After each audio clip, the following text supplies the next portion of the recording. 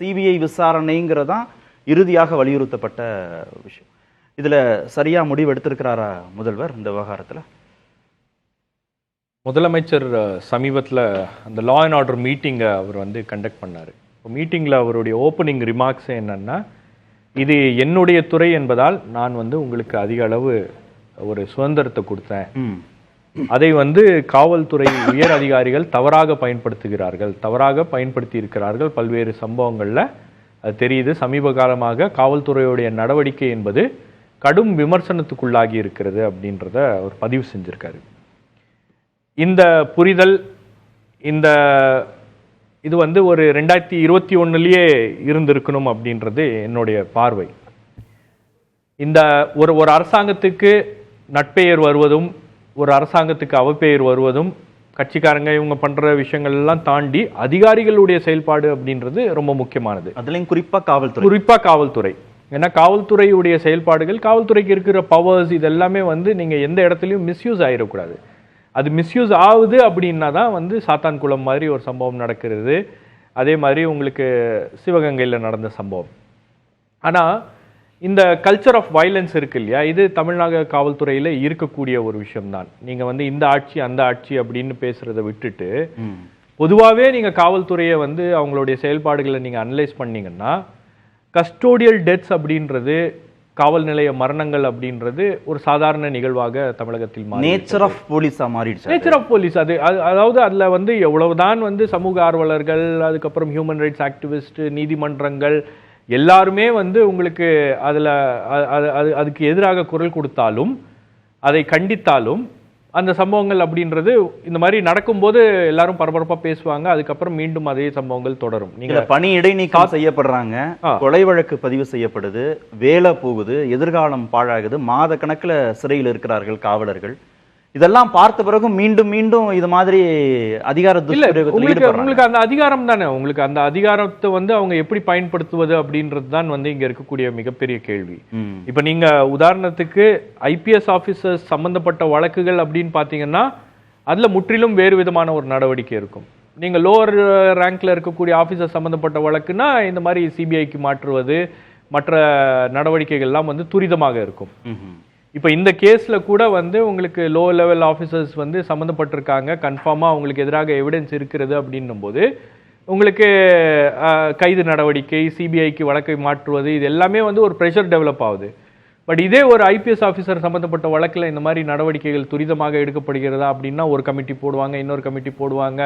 அதிகாரிகள் இந்த விஷயத்தை எப்படி அணுகுறாங்க அப்படின்றத பொறுத்து தான், அதிகாரிகள் எப்படி கவர்மெண்ட்டை கைட் பண்றாங்கன்றது பொறுத்து.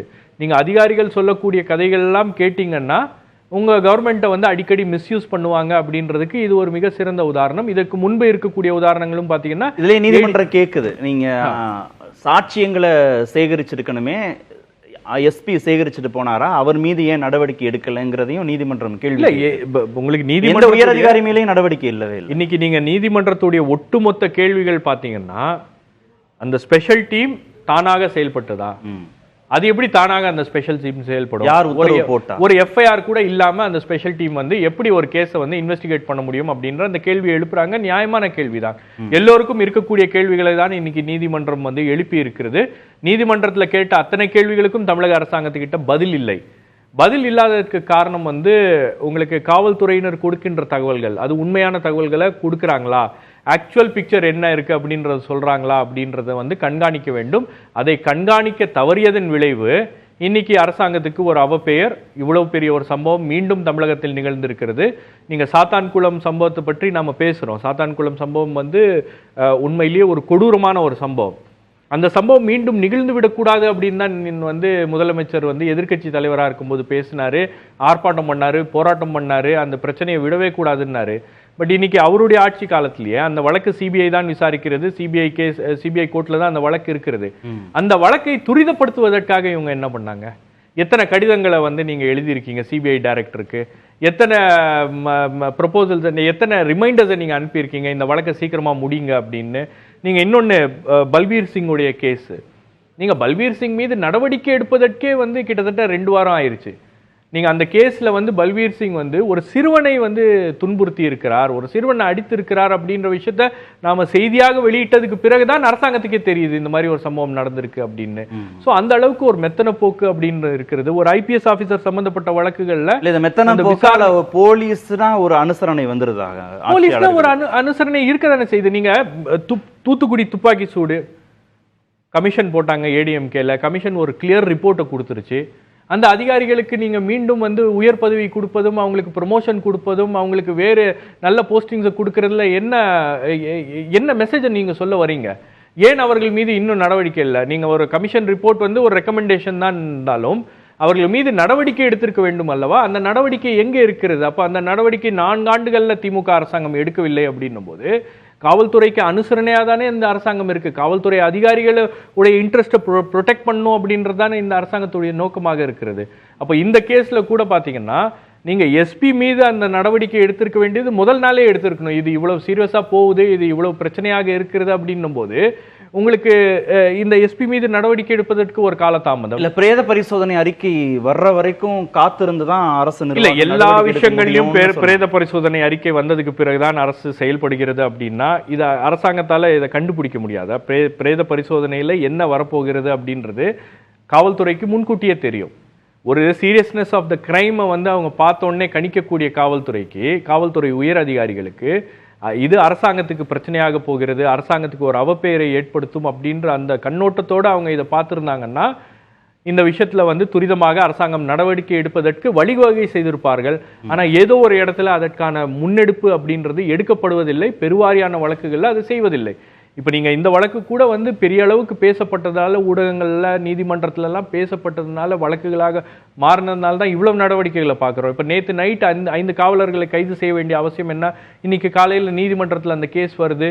நீதிமன்றத்துல கேஸ் வரும்போது ஜட்ஜு கேட்பாரு, நீங்க என்ன நடவடிக்கை எடுத்திருப்பீங்கன்றதுதான் முதல் கேள்வியாக இருக்கும். நாங்க 5 பேரை அரெஸ்ட் பண்ணிட்டோம் சொல்றதுக்காக தான் அந்த நடவடிக்கை. அப்ப எல்லாமே வந்து ஒரு டைமிங் அப்படின்றது இருக்கு. ஒரு கொலை வழக்காக மாற்றி இருக்கிறோம் அப்படின்றாங்க. இதே மாதிரி உங்களுக்கு வந்து 24 லாக்அப் டெத்ஸ் நடந்திருக்கிறது, கஸ்டோடியல் மரணங்கள் நடந்திருக்கிறது கடந்த 4 ஆண்டுகள்ல. ஜுடிஷியல் கஸ்டடியில இறந்திருக்கிறாங்க. எத்தனை விசாரணை என்பது நடந்திருக்கிறது, யாருடைய தவறு, யார் அதை செய்திருக்கிறார்கள், யாருடைய பொறுப்பு, அது எங்க அக்கௌண்டபிலிட்டியை நீங்க பிக்ஸ் பண்ணியிருக்கீங்க? நீங்க முதல்ல ஒரு சம்பவம் நடக்குது அப்படின்னா அதுல காவல்துறை உயர் அதிகாரிகள் மீது நீங்க நடவடிக்கை எடுக்காத பட்சத்துல இந்த மாதிரி சம்பவங்கள் தொடர்ந்து நடக்கும். நீங்க எந்த இடத்துல அந்த டிட்டரண்ட் அப்படின்றது இருக்கு? கீழ்நிலை காவலர்கள் மீதான நடவடிக்கை, காவலர்கள் வந்து வெறும் உங்களுடைய ஆர்டர்ஸை மட்டும் தான் ஃபாலோ பண்ணுவாங்க. ஆர்டர்ஸை கொடுக்கக்கூடிய அதிகாரிகள் யாரு, எங்க அந்த தவறு என்பது நடக்கிறது, அந்த லேப்ஸ் எங்க ஆரம்பிக்குது அப்படின்றத பார்த்து அந்த இடத்தில் முதலமைச்சர் நடவடிக்கை எடுத்திருக்க வேண்டும். அது அவருடைய டிசிஷன் தான். அந்த லா அண்ட் ஆர்டர் மீட்டிங்க்கு பிறகுதான், நேற்றைய தினம் நடந்த அந்த லா அண்ட் ஆர்டர் மீட்டிங்க்கு பிறகுதான் இவ்வளவு விஷயங்கள் நடக்கிறது நைட்ல. அப்போ முதலமைச்சர் அந்த இடத்துல இந்த மாதிரி ஒரு சம்பவம் நடந்திருக்கு அப்படின்னும் போது அவர் தான் அதை கவனித்திருக்க வேண்டும், அவர் தான் பண்ணியிருக்கணும். கடந்த காலங்களில் நடந்ததுக்கு எல்லாத்துக்கும் வந்து முதலமைச்சர் பொறுப்பு அப்படின்னா இப்ப மட்டும் எப்படி அது முதலமைச்சருடைய பொறுப்பாக இருக்காது அப்படின்றது ஒரு கேள்வி.